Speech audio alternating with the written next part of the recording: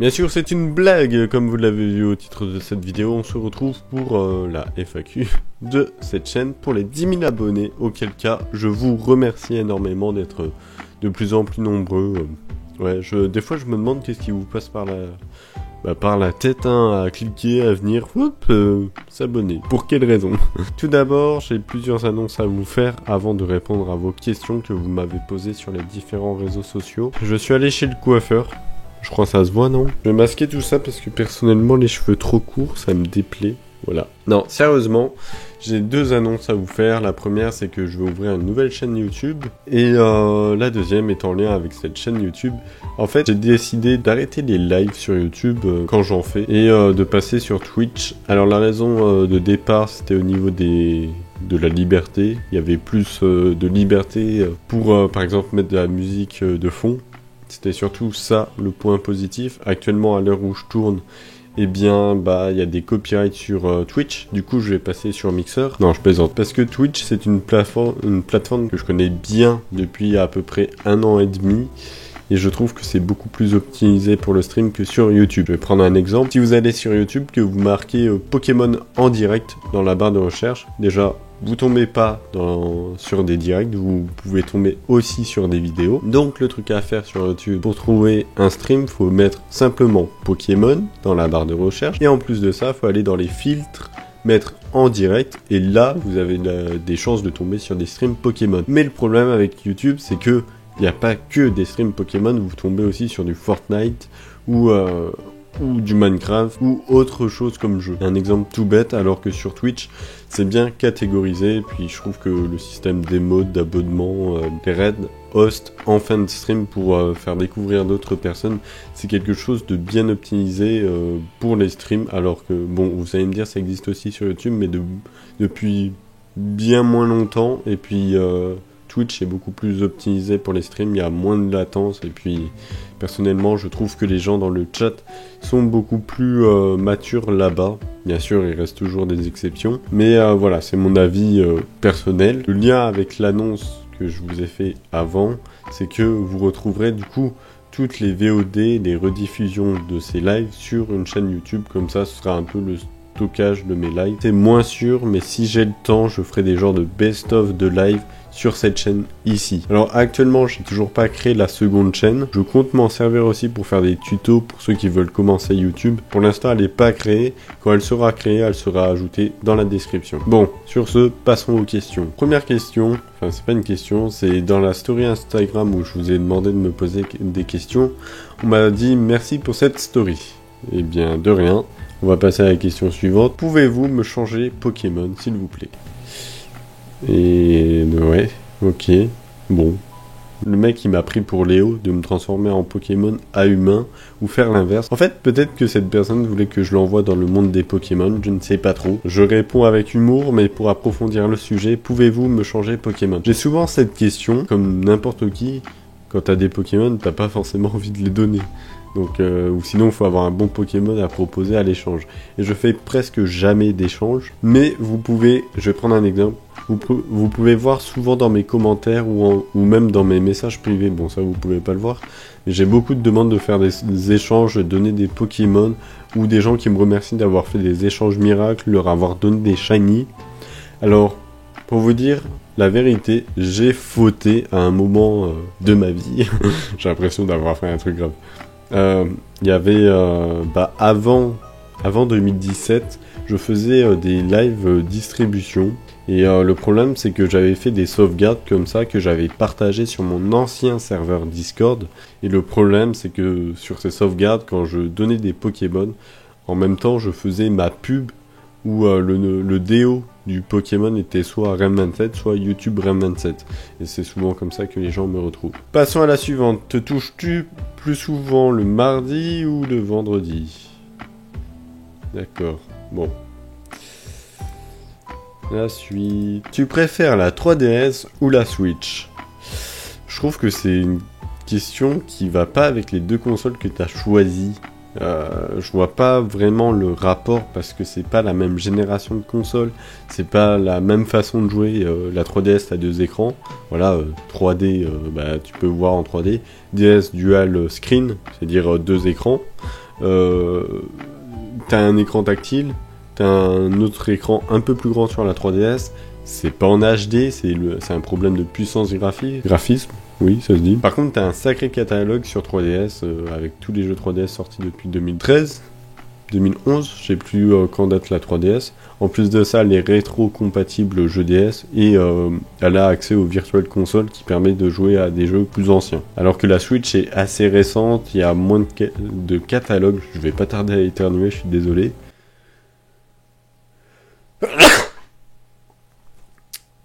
Pardon. Donc je disais pour la Switch, par contre, bah c'est la génération suivante, donc forcément c'est plus puissant, t'as les jeux en HD, donc ouais c'est pas vraiment comparable. Hein. Moi j'aime bien les deux. Par contre il y a un truc que je voulais souligner, c'est ceux qui se plaignent. J'ai souvent vu ça sur des lives, sur internet. Pourquoi le prochain Animal Crossing il ne sort pas sur 3DS? Bah non. On passe à une console beaucoup plus puissante pour faire tourner plus de fonctionnalités, avoir de plus beaux graphismes. Sinon, ça sert à rien. Et puis en général, un Animal Crossing, il y en a un par console. Sauf pour la Wii U, bien sûr. Mais voilà. C'était pour l'exemple. C'est laquelle la console la plus vieille que tu as pu jouer? Moi, c'est la Super Nintendo. Ok. Alors personnellement, les souvenirs auxquels j'ai en lien avec les jeux vidéo qui remonte le plus loin possible, c'était la Sega Mega Drive avec comme tout premier jeu, enfin mes premiers souvenirs de jeux vidéo, c'était avec Sonic. Tu aimes plutôt CTGP 7 3DS ou CTGP Wii, ou alors tu préfères Mario Kart Wii ou 3DS? Alors pour remettre en contexte, qu'est-ce que c'est dire CTGP? C'est dire Custom Track Grand Prix, qu'on peut traduire par les courses customisé, transformé. En gros, c'est un hack de Mario Kart en général qui permet de rajouter du contenu sur des jeux comme la Wii ou la 3DS. Et ça rajoute des fonctionnalités, des circuits, des personnages et j'en passe. Ça permet de modifier le jeu en gros et rajouter du contenu. Je vais répondre à ta dernière question en fait. Préfères-tu Mario Kart Wii ou 3DS? Je te donnerai la même réponse que pour la 3DS et la Switch. C'est deux plateformes différentes, c'était pas la même puissance. Leur fonctionnalité sur 3DS est supérieure vu que c'est un jeu qui est sorti après la Wii, mais niveau graphisme, je préfère ceux de la Wii parce que la Wii, bah, c'était peut-être pas de la HD, mais c'est beaucoup plus lisse, je trouve. Les graphismes, c'est moins pixelisé que sur 3DS. Après, en termes de performance, ça laisse à désirer au niveau des fonctionnalités. Je trouve que c'est pas comparable. Mais si je devais donner une préférence, je préfère Mario Kart Wii, sûrement par nostalgie, par la façon de jouer, vu que j'ai sûrement joué plus à Mario Kart Wii que sur 3DS. Après, concernant le CTGP 7 ou Wii, bah même réponse. Il n'y a pas les mêmes fonctionnalités. Le CTGP 7 est assez récent. Il y a beaucoup de fonctionnalités, remplacer des personnages, ajouter des stages. Des circuits, pardon. Il y a des nouvelles fonctionnalités de jeu. Je crois qu'il y a le online maintenant sur le CTGP 7, alors que CTGP Wii, appelé CTGP Revolution, est beaucoup plus ancien. Je crois que ça date de au moins 2010, peut-être avant. Et en plus de ça, tu peux jouer en online sur CTGP Wii aussi. Vu que c'est beaucoup plus vieux, il y a beaucoup plus de fonctionnalités, il y a beaucoup plus de circuits, donc c'est pas vraiment comparable. Quel est ton jeu vidéo préféré et son opus? Alors là, c'est jeux vidéo en général. Si je me focus dans l'univers de Pokémon, ce serait Pokémon XD, les donjons mystères, équipe de secours ou explorateur. Après, je dirais la 4G, donc diamant, perle, platine, Pokémon XY. Rossa aussi, la 6G. C'est ce qui m'a donné envie de rejouer à Pokémon quand j'avais arrêté. Oui, j'ai eu une période où j'ai arrêté Pokémon. Sur les consoles de Nintendo, il faut absolument avoir les 4 jeux suivants. Smash Bros. Voilà, en général, il y a un Smash Bros sur chaque console de Nintendo. Il y a un Animal Crossing. Il y a des jeux Pokémon. Et le dernier, bah, Mario Kart. Voilà. Quel est ton jeu Mario 3D préféré? Alors, j'ai pas eu beaucoup de jeux Mario 3D. Je sais pas ce que t'entends par 3D. Si c'est par exemple les jeux 3D qui sont sortis sur 3DS, genre Mario 3D Land, il me semble. Le seul jeu Mario auquel je joue actuellement, c'est les jeux où il y a Mario Kart. Voilà, sinon j'ai déjà eu Mario Bros sur DS, mais je suis pas trop Mario 3D, genre peut-être Galaxy, Odyssey, c'est peut-être ça ce que tu voulais dire. Je joue très peu à ces licences-là, c'est comme Zelda, j'y joue très peu, j'y ai même jamais joué. Pour être franc, j'ai eu plusieurs questions qui se sont ressemblées, donc je vais sûrement vous afficher plusieurs questions en même temps pour faire une réponse globale à celle-ci. Fais des let's play de plein de jeux. Alors, si je fais des let's play de plein de jeux, est-ce que vous les voulez en vidéo ou en stream? Du coup, en stream sur Twitch. Petit aparté, vous avez tous mes réseaux sociaux à chaque fois en description. Je vous invite à rejoindre mon Twitter et le serveur Discord en priorité, et bien sûr à me suivre sur YouTube et sur Twitch pour être au courant des annonces et de l'actualité de la chaîne, etc. Voilà. Donc, fais des let's play de plein de jeux. Je veux bien, mais est-ce que vous voulez ça en vidéo ou en live? Et si c'est en live, ce sera sur Twitch. Du coup, faut me suivre là-bas. J'ai aussi eu pas mal de questions sur des hackroms ou des fangames ou jouer en random nuzlocke, etc. Pourquoi pas? Pourquoi pas? Mais par contre, je pense que si je fais des nuzlocke, ce sera mieux de le faire en live. Ce sera plus interactif. Je pense plus agréable, plus marrant pour vous que si je faisais un nuzlocke que je filme en vidéo et que j'upload. Quand il n'y a pas d'interaction, voilà. Je trouve que c'est plus sympathique de faire les défis en live. Et bah suivez-moi sur Twitch, c'est tout ce que j'ai à vous dire. Sur Twitch, vous activez les notifications et vous serez au courant. Suivez-moi sur Discord, j'annonce quand je pars en live. Et aussi sur les autres réseaux sociaux, je le rappelle. À quand des lives sur Smash Bros contre abonnés, même réponse. Suis-moi sur les réseaux sociaux. Quand tu vois que je suis sur ce jeu, bah tu rappliques et on pourra se fighter. As-tu trouvé comment jouer en ligne au jeu DS sur émulateur? La réponse est oui, c'est possible de jouer en ligne sur les jeux DS sur émulateur, et au moment de cette vidéo, tu as déjà la réponse puisque tu as déjà réussi, j'ai déjà réussi. Ce sera le sujet d'une prochaine vidéo. Je ferai aussi ce sujet sur émulateur pour Wii ou GameCube pour jouer en ligne. Vous verrez ça, je vais pas développer ici. Mais oui, c'est possible pour répondre à ta question. Donc c'est possible aussi de jouer entre émulateurs et de vraies consoles. Alors là, c'est une question que j'ai bien aimée parce que je trouve que ça montre que quelqu'un peut peut-être s'inquiéter de ce que je fais. C'est que fais-tu de tes journées durant ce confinement? Et en passant, j'espère que tout va bien pour toi. Eh bien, merci. Actuellement, au moment où je tourne cette vidéo, où elle sera upload, on est en période de déconfinement. Tu m'as posé cette question fin avril. Je t'avoue que j'ai un peu mal vécu le confinement. Je me suis senti, on va dire, seul. Après, est-ce que je me suis senti beaucoup plus seul que lorsque je passe 2 mois d'été seul? Non, je trouve que c'était assez similaire. Que fais-tu de tes journées? Malgré qu'on était en confinement, j'avais du travail scolaire, j'avais des rapports à faire, un mémoire, j'avais des cours, je devais préparer des partiels en ligne. Donc oui, il fallait bien que je m'occupe. Après, ce que j'ai fait durant le confinement, c'était pas mal jouer aux jeux vidéo aussi. Regarder des vidéos, des streams. Qu'est-ce que j'ai fait aussi? Je suis en train de faire actuellement mon serveur Discord, le refaire, j'en avais déjà un, mais je le reconstruis afin qu'il soit plus optimisé pour accueillir les gens. Je veux pas que ce soit le serveur de Rain27 qui poste ses vidéos, annonce quand il part en live. Ça, c'est vraiment une infime partie. Sur ce serveur, je pense en faire une vidéo de présentation quand il sera terminé, mais c'est vraiment pour accueillir des joueurs. Voilà, pour jouer par exemple au jeu DS, comme je l'ai dit avant, en online, retrouver des joueurs, créer une communauté, on va dire, de joueurs online. Bon, bien sûr, si vous venez, vous allez dire, ouais, il est pas actif, bon, du coup, je reste pas. Mais le problème, c'est que si tout le monde pense comme ça, au final, les joueurs qui rentrent, ils repartent et ils trouveront plus d'autres joueurs. Donc restez, je sais pas, peut-être 1 ou 2 mois sur le serveur, et si vraiment ça vous intéresse pas, vous partez. En plus de ça, le salon est assez grand, vous retrouverez mes futurs projets, même mes tutoriels en avance que vous pouvez tester avant que je le fasse en vidéo.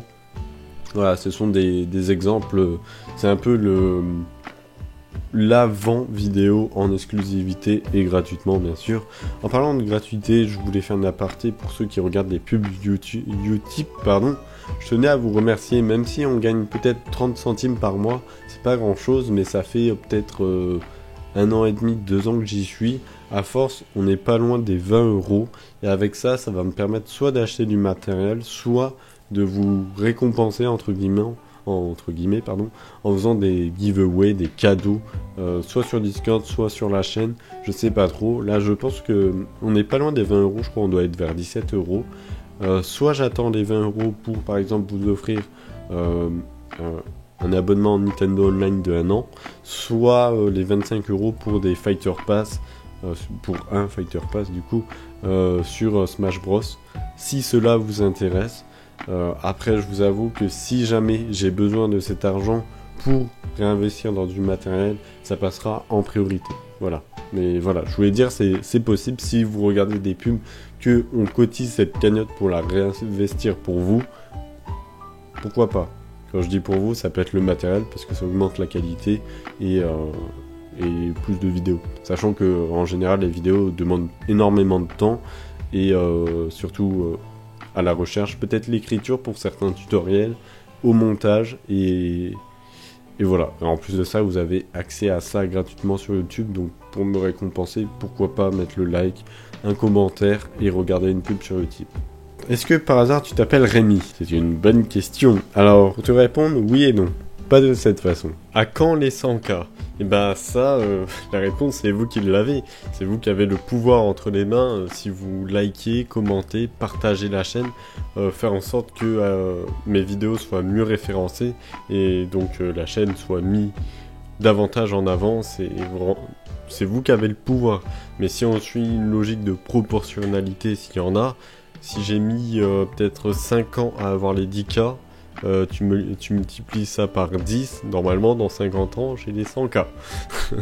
si j'ai pas fait d'erreur de calcul. Bon, question suivante. Tu te consacres que à YouTube ou as-tu des autres choses à côté? As-tu des projets pour la chaîne? Je me consacre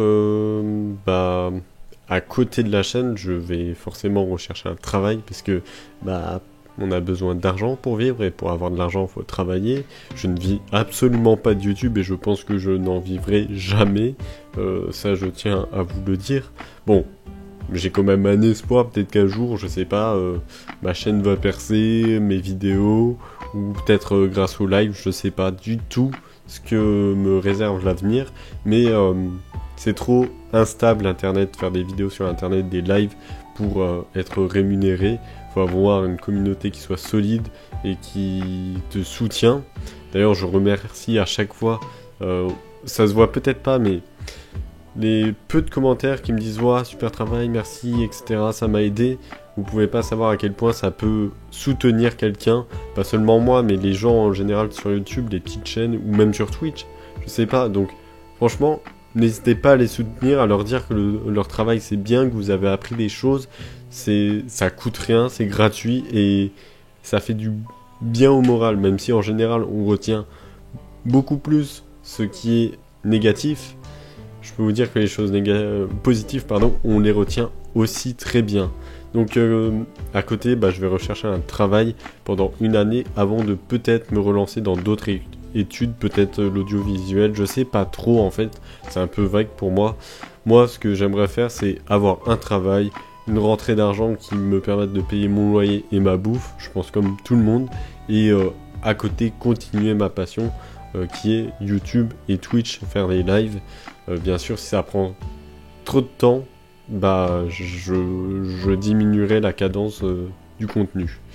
Et des projets pour la chaîne, franchement j'en ai pas spécialement. Mon but c'est vraiment de vous partager mon savoir, donc dès que j'apprends des choses par rapport à l'univers des jeux vidéo, je vous le partage comme je peux et dès que j'ai le temps. C'est aussi simple que ça. Après il y a le serveur Discord qui est aussi fait pour ça. Je me rappelle peut-être, mais n'hésitez pas à me suivre là-bas. Vous avez tous les liens en description. Pourquoi t'as commencé YouTube? N'y vois aucun message haineux derrière. Non, t'inquiète pas, je prends très bien ton message, je le trouve pas méchant d'ailleurs. Alors c'est une histoire un peu longue, je vais aller assez bref. Sur YouTube, j'ai commencé à être, entre guillemets, à fond sur YouTube, à suivre des gens vers l'année 2012, il me semble. C'est là où il y a Squeezie, les youtubeurs qui ont décollé et tout. Et puis je suivais des youtubeurs Pokémon comme New Princey qui faisaient des Poké saviez-vous. C'était un peu là où certains youtubeurs étaient tendance dans ce domaine. Il y avait aussi Pyrrhux qui venait de se lancer. Et il y avait notamment un youtubeur qui s'appelle Smashou que j'adorais parce qu'il faisait des commentaires de matchs Pokémon sur XY et Rossa. Il n'avait pas de capture board et il faisait ça très bien. Je trouvais que c'était super bien et du coup ça m'a inspiré à me lancer et à faire la même chose à ma sauce. Et au final, malheureusement, ce youtubeur a disparu parce que sa capture board, lorsqu'il en a acheté une, a lâché. Et il s'est dit que, je ne sais pas pour quelle raison, il a abandonné. Voilà, c'est malheureux, mais c'est comme ça. Et voilà, c'est grâce à lui si j'ai lancé ma chaîne YouTube et que je me suis diverti, si je me suis ouvert à d'autres contenus que les commentaires de matchs Pokémon. Tes vidéos dont tu es le plus fier. Alors là, c'est une grosse question. En fait, il y en a plein et pour te répondre, en fait, j'ai fait une playlist où je répertorie selon moi mes meilleures vidéos. Donc si ça intéresse des gens, vous aurez la playlist en description, peut-être en fiche là-bas si j'y pense. Et puis voilà. C'est aussi simple que ça, je vous invite à aller voir les vidéos qui y sont. Les premières sont logiquement celles que je préfère le plus, à moins qu'elles soient ajoutées en fonction des dates de parution sur la chaîne, je sais plus. Hop, et je crois qu'on a terminé les questions que j'ai eues. Oui, j'en ai pas eu peut-être beaucoup, d'un côté tant mieux. Mais si jamais vous avez d'autres questions, c'est l'occasion d'aller dans l'espace des commentaires, vous posez votre question avec hashtag FAQ2, comme ça si un jour je refais une vidéo FAQ, j'ai juste à rechercher ce hashtag et à répondre à vos questions. Bon après, si vous avez des questions, en général j'y réponds toujours, soit dans les commentaires, soit pour ceux qui m'envoient des messages privés, soit lors des chats, sur les streams. Simplement. Je vous remercie d'avoir regardé cette FAQ. Et j'ai fait que bugger en parlant. Et je vous souhaite une bonne journée. Prenez soin de vous et de votre entourage. La bise!